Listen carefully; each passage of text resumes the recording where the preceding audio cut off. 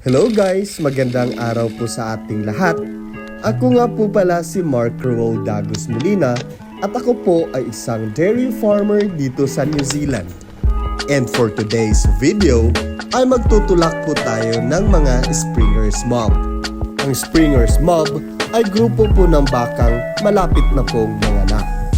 Chine-check po namin everyday ang Springer's Mob upang makita po namin kung ilan po sa kanila ang nanganak. At pagkatapos po ay pinipick up po namin ang mga calf upang mapainom na po ito ng colostrum milk.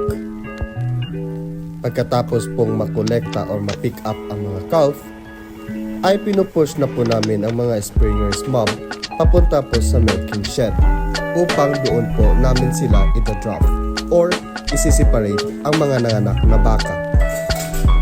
Pagkatapos po namin ma-drop ang mga nanganak na baka ay ibabalik na po namin ang hindi pa nanganak sa kanilang padak. Napakadali lang po maghiwalay ng mga nanganak na baka sa mga hindi po nanganak na baka. Yan lamang po muna for today's video. Marami pong salamat sa inyong panonood. Naway mag-ingat po tayong palagi and have a good day. God bless you!